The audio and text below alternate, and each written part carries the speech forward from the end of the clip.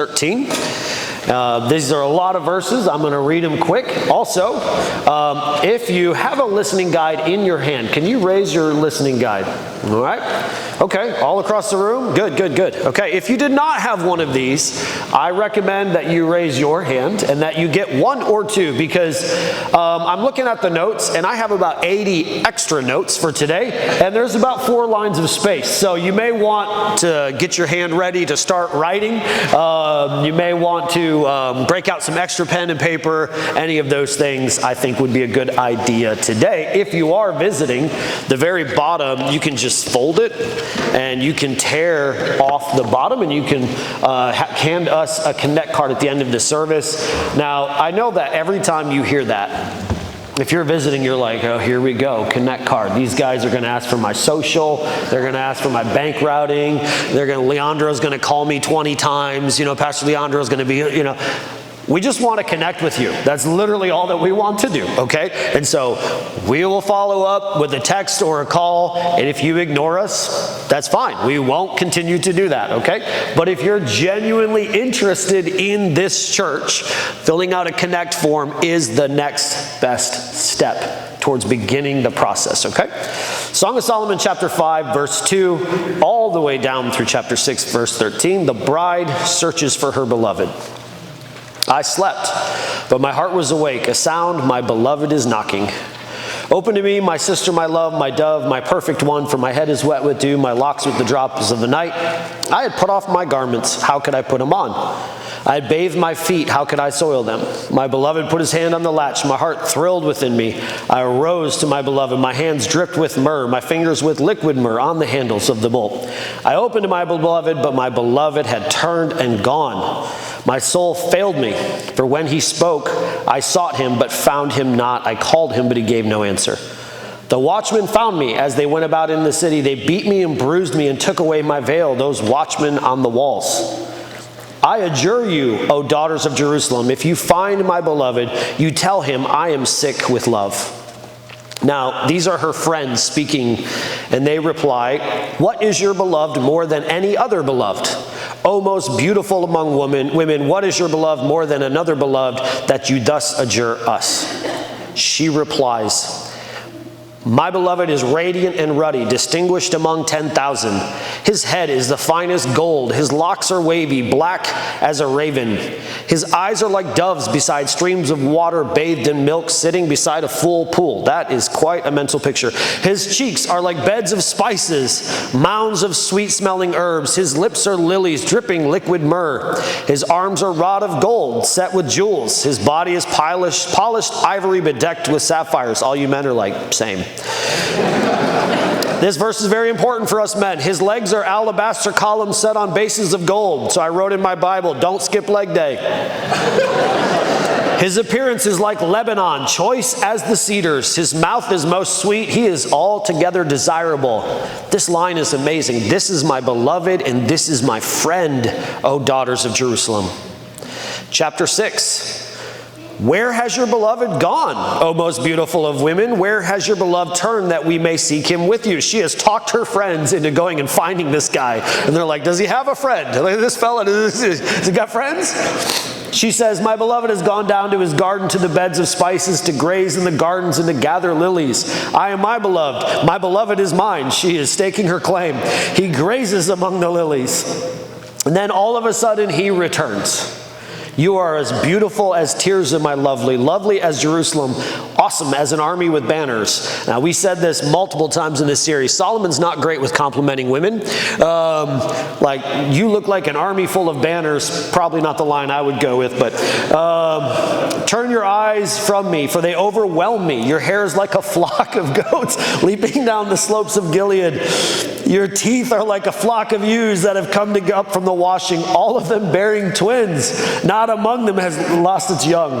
Your cheeks are like the halves of a pomegranate behind your veil. There are 60 queens and 80 concubines and virgins without number, but my dove, my perfect one, is the only one of her mother, pure to her who bore her. The young women saw her and called her blessed, the queens and the concubines also, and they praised her. Who is this who looks down the dawn, beautiful as the moon, bright as the sun, and as awesome as an army with banner? She replies, I went down to the nut orchard to look at the blossoms of the valley, to see whether the vines had budded, whether the pomegranates were in bloom. Before I was aware, my desire set me among the chariots of my kinsman, a prince. And then others say, return, return, O Shulamite, return, return, that we may look upon you. And he says, why should you look upon her as upon a dance between two armies?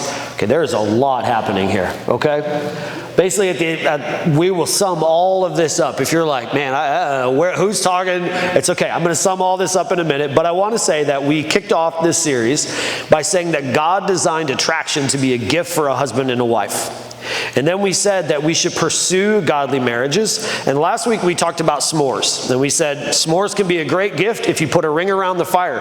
But the fire can be dangerous and harmful without a ring around it. And that is the same for attraction. If you put a ring around it, it can be a great gift. But without it, it can be dangerous. This week, we're going to talk about this big idea that Christians stay committed even in conflict. Christians stay committed even in conflict, okay? But I am certainly not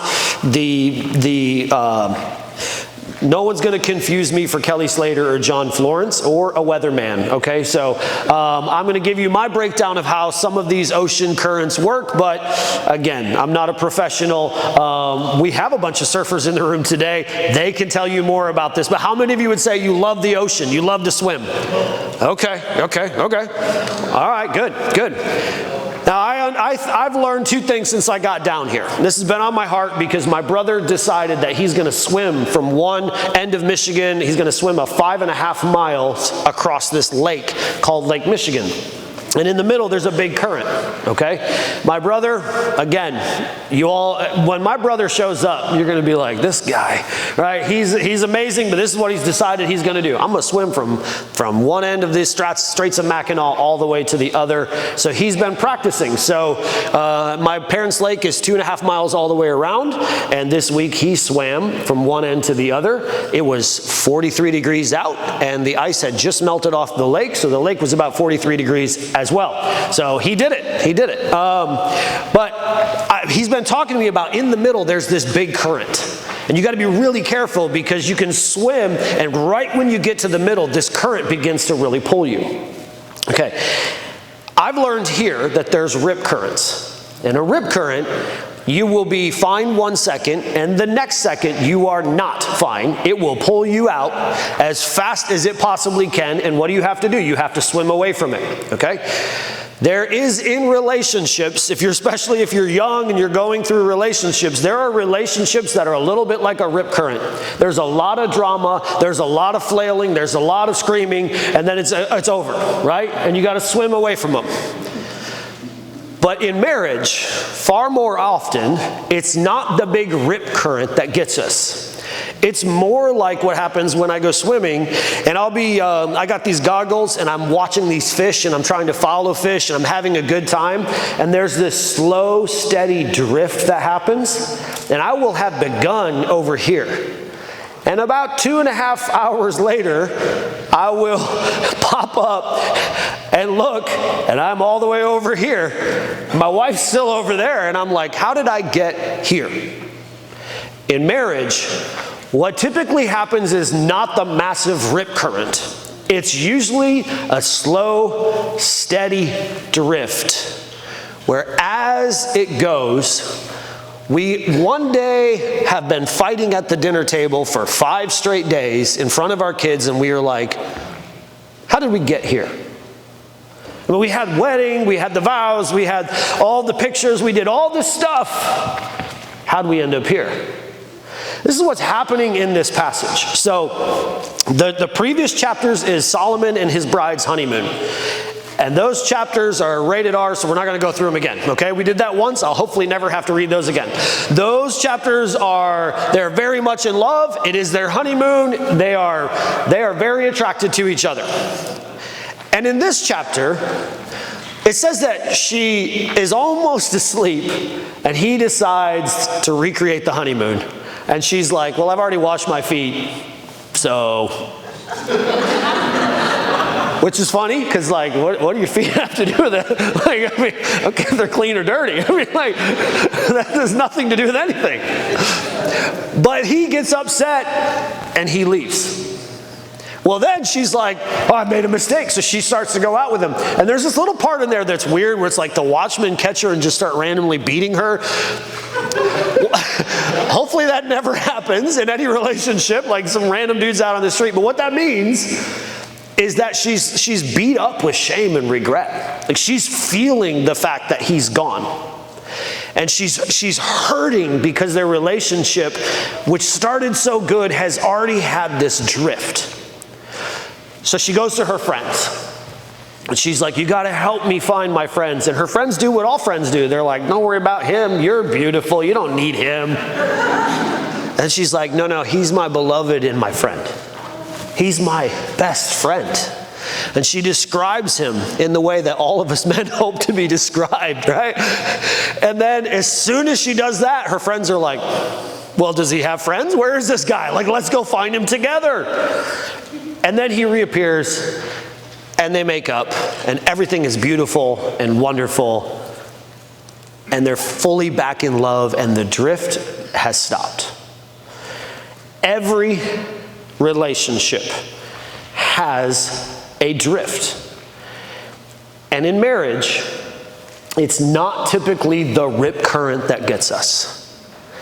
In marriage, it's far more often this steady, slow drift. It's just getting on our phone at nights instead of talking. It's just not eating dinner. It's not holding hands when we ride in the car. It's not kissing goodbye. It's this slow, steady drift. And I cannot tell you the amount of relationships that are like, well, I don't know how we got where we are or what happened, but we just drifted apart. So, if we want to be people who are committed even in conflict, we have to fight the drift towards complacency. Point number one in your listening guides, we have to fight the drift towards complacency. There is a natural drift in all relationships and especially in marriage. Unfortunately, dating can often end at the wedding aisle. Often we do this dating process. It's super fun. It's very easy. It's our dad's car and his money. And so all we got to do is kind of show up. It's like, man, he's so awesome. Well, of course he is. He's got his dad's credit card and his dad's car. Who wouldn't be awesome? He's got nothing but time on his hands to do his hair, you know? But then the real life things begin to take place. And now you got to pay for the cars, and you got to pay for the house, and you got kids, and you got this, and you got that, and you got all of these things, and there's this drift happening, and we have to fight it. And we have to fight it. And we have to choose what really matters. We have to choose what really matters. So some ways that you can fight the drift towards complacency, it's not in your listening guide, I encourage you to write them down, is number one, just have a date. Have a date. Have a regular date and have a fun regular date. Make it consistent. Make it a thing that you do and make it fun. Why? Because when you were dating, what did you do? You went to everywhere fun under the sun. And now you go to Costco. Not fun for anyone. Your husband's lying if he's like, no, I love Target. It's amazing. He doesn't. He's just not telling you the truth. It's not fun, but you got to get all this stuff done. So what do? You have to have a fun, regular, consistent date that is not talking about your kids and is not a business meeting. Because this is the very real tendency. We go on a date.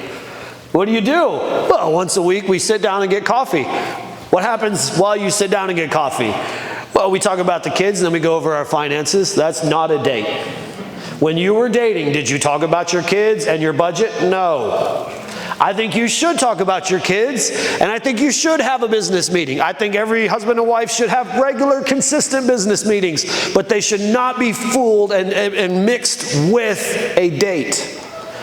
Go have fun together consistently. Hold hands consistently. She says about him, I think this is hilarious. She says, this is my beloved Let me read you all these verses again, because I'm hoping I get described like this by my wife. So, his arms are rods of gold set with jewels. His body is polished ivory bedecked with sapphires. His legs are alabaster columns set on bases of gold. His appearance is like Lebanon, choice as the cedars. His mouth is sweet. He is altogether desirable. This is my beloved, and this is my friend, O daughters of Jerusalem. She is saying to her friends, my husband is my friend with benefits. That's what she's saying. She is describing him in this incredible way. And she's like, not only is he my beloved, he's my best friend. But not only is he my best friend, he's my beloved. She's describing him in this way that has this fight against the drift towards complacency. One of the hardest things you will ever say in your relationship is, she'll be fine or he'll be fine. They won't be. You have to fight it. You have to work and fight that drift towards, it's okay. They'll be all right. They'll be okay. But number two, and when you fight, because we all are going to fight, you have to pursue restoration in conflict. Number two in your listening guides, pursue restoration in conflict. Everyone has conflict. Christians are a part of that. But we need to restore the relationship in the conflict. In this passage, they clearly have some conflict. And he leaves. Men, this is a good reminder for us. Adam and Eve, there's conflict in the garden. There's Eve in conflict with Satan. Where's Adam? He's gone in the conflict. Throughout most of Scripture, where do you find the men during the conflict? Gone. You look around today, what happens in most of the conflict in our relationship? That's when we're like, I'm out. This is what happens in this chapter. They start to have this conflict. See you later. We have to be men who stick around even in the conflict. We have to be men who stick around and go through the conflict together. We cannot check out just because there's this continual problem that keeps coming up. This happens in men so often, including myself. We have a tendency whenever there's a problem like, well, I'm not winning here, I can win here, I'll go win at work. I'll just work more because I feel like I'm winning at work. I can't win in this. Men need to be consistently present even in the conflict. But she says that he's gone. Says she sought for him. She looked for him. Her heart failed because he was gone. And they're in this big conflict. They're in this big fight. And all of us are going to have conflicts. All of us are going to argue about things. No matter how, I know you're dating, you're like, not us. You will. The ultimate question you have to ask is, in the conflict, are you fighting to be right about, or are you fighting to be right with? Are you fighting to be right about, or are you fighting to be right with? If we want to restore the relationship even in the conflict, then we have to fight to be right with instead of fighting to be right about. All of culture fights to be right about. Look at every show we watch, reality show, what do? They sit down and they start fighting. Sports shows, what do? They pick a hot take and they pick opposite sides on the hot take and they fight. And all of our culture is consistently pushing this concept of, when we fight, I want to be right about it. I want to be right about where the socks should go. They should go here, not here. And so we have this big battle, and we're consistently fighting about things. But this couple's fighting to be right with each other. Do you notice that when he shows up, she doesn't say, and one more thing, you left. She doesn't say that. Why? Because she's fighting to be right with him. Most of our relational issues can be solved if we're fighting to be right with the person. If we're fighting to be right with the family member. If we're fighting to be right with the spouse. If we're fighting to be right with the people, then we can solve most of the problems that seem to be not solvable. But when we get to this point where we have to figure out a way to restore the conflict, what do we actually do? Well, if we want to restore the conflict, there's a couple of steps that are really important. And that is, first, the offended person needs to speak first. Okay, because here's what happens. If you're married to anyone like me, you will be offended by something, and I will not know that I did it. And you will wait for me to apologize for something that I didn't know I did. And you'll keep waiting and keep waiting and keep waiting and keep waiting. And then the longer we wait, the bigger the issue comes. So what started off as, hey, if you valued our dates, you'd be on time, changes now, and 6 weeks later, it's, hey, you're never on time. You never do this. You're never where you're supposed to be. You're never with your family, which could have been solved if the day that the guy or the girl was late, we started in with like, it really bothers me that you don't value our relationship and time. So the offended person needs to go first. Should they know? Maybe. But most of the time, it's an unintentional offense where they don't realize what they've done. And a lot of times people, hey, you did this. Oh, I didn't realize I did that. I'm sorry. So the offended person needs to go first. Then the offender needs to apologize. And this is where it's very important. Apologize without saying, I'm sorry you're upset about that. Or I'm sorry that you're so sensitive, or I'm sorry that you can't handle. You gotta apologize without blaming. Okay? It's like, let's pray together. Dear Lord, forgive my wife. Like, that's not the answer. Okay? You got to apologize without blaming, and that's hard to do. That takes a ton of character. Sometimes it takes more, completely honestly, than I have. It takes a lot of character to be like, hey, listen, I'm sorry, you're right, but we need to apologize. If it's important enough to them to bring it up, it needs to be important enough to us to apologize for. And then the offended needs to forgive. We need to learn to forgive. We got to forgive quickly, we got to forgive often, and we got to forgive small things. Because the more you get in the habit of forgiving quickly, often, small things, the easier it is to forgive the big thing when it comes. Now, a lot of us, we drive around. I know there's like some roads in West Palm that I'm like, every house on this road is $8 million, yet it has more potholes than I can figure out or see humanly possible. And a lot of us get flat tires driving around. Most of those flat tires come by a bunch of little leaks that slowly over time lead to a big blowout. Most of our relationship conflict comes by little things that we didn't actually forgive. And over time, they just continue to leak out and to leak out and to leak out and to leak out. One time I was counseling a couple, and they had this fight, and it was over literally clothes in the clothing hamper. And they were fighting about this, and then all of a sudden the guy was like, and another thing. And then he was explaining to me, like he told her like 30 things had happened over the last 5 years, and then was like, and I want out of this relationship. And she was shocked. Now, they ended up being able to resolve the conflict, but what happened? They had this big blowout because he wasn't used to forgiving. So he wouldn't forgive small, little things often and quickly. So it was all being held up.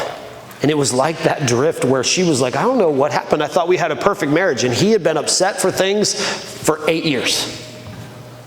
We need to forgive small things quickly and often. And then number 4, make up. We need to make up. Don't just move on, restore the relationship. It's not enough to, hey, I'm sorry, it's okay, let's move on. You need to restore the relationship, okay? Their language from this point on is building into each other and speaking into each other. They have restored their relationships. It's very clear they've resolved the issues, and we need to be doing these types of things. Point number 3 in our listening guide, choose words to recapture and renew. Choose words to recapture and renew. Again, she goes searching for him, And she finds him, and when she finds him, their words are, "My dove, my perfect one, the only one, the one of her mother, pure to her who bore her." The young women saw her, called her blessed, queens and concubines, and they praised her. Their words are renewing and restoring this relationship. Their words are building each other up. But if you notice, what's really interesting is the man disappears and the woman goes to her friends. And her friends, because they're her friends, do what friends do. And they're like, "Yeah, girl, you didn't need him anyways, girl." And they're all sitting around, "He ain't no good anyway. He don't even," they all start running this guy down. That's what friends do, right? Like, "Oh yeah," "He don't even know how beautiful you are. You know how beautiful you are? You're the most beautiful." Like, they're all just building her up and tearing him down. Amen. Amen. They're just tearing this guy. "He ain't no good." Like, they're just going. How we speak about our spouse is as important as how we speak to our spouse. How we speak about our spouse is as important as how we speak to our spouse. Her description of him in the fight is like, "Man, this dude is jacked. He's strong. He has flowing locks. And he's my best friend and my lover." The way she describes him to them matters as much as what she says to him. How we talk about our spouse matters. How do you talk about your spouse to your kids? The way you speak about your spouse determines who your kids will marry. How do you talk about your spouse to your parents? Okay, this is important. You love this man and you love this woman, so you will forgive them. Your parents will not. If he or she is a jerk and that's all your spouse ever hears, guess what your spouse is going to think from then on? Every time Christmas Eve comes around, one gift for her. Right? Why? Because how we talk about them to our parents matters, because we love each other. So over time we solve it, we forgive each other, we move on, and our parents absolutely do not. Because all they hear is the 17 things that guy or that girl did to their precious little angel. So how we talk about them matters. How we talk about them to our friends matters. Because again, you will forgive, your friends will not. Your friends will hold on to everything bad for the next 7 years. And when that day comes, they're like, "Yeah, girl, you remember the time that you wanted to go fishing, man? And she kept texting you, 'Where are you?' And I'm like, 'I'm fishing. You remember that, bro?'" They will not forgive even when you do. So speak highly about your spouse to your friends. And be very careful of who you allow to speak into your relationship as well. You know, in all of creation, there's a ton of animals that navigate life by listening and seeing and going around navigating where they go in life and how they live life. There's one animal that navigates everything through its tongue, and that's a snake. And a lot of times in our relationships, we have the one person who navigates everything in their life through their tongue. And you got to be really careful about who you allow to speak into your relationship. Because if that person is consistently fighting with everyone, consistently in drama, consistently, "I'm mad at this person, now it's this person, now it's this person," and you show up, you're like, "Who's mad at who today?" Like, what's like? That person should not be the person speaking into your life, because the only way they navigate life is through their tongue. You want a person who navigates life through their ears and through searching through scriptures and through studying things together. So be very careful about who you allow to speak into your relationships.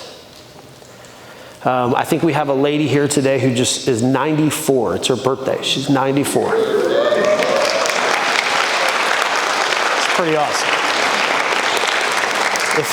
If it were me and I wanted someone to speak into my relationship, it would probably be a person who is 94 years old and has a lot more wisdom than I have. I would be a lot less willing to receive all of my wisdom through doom scrolling.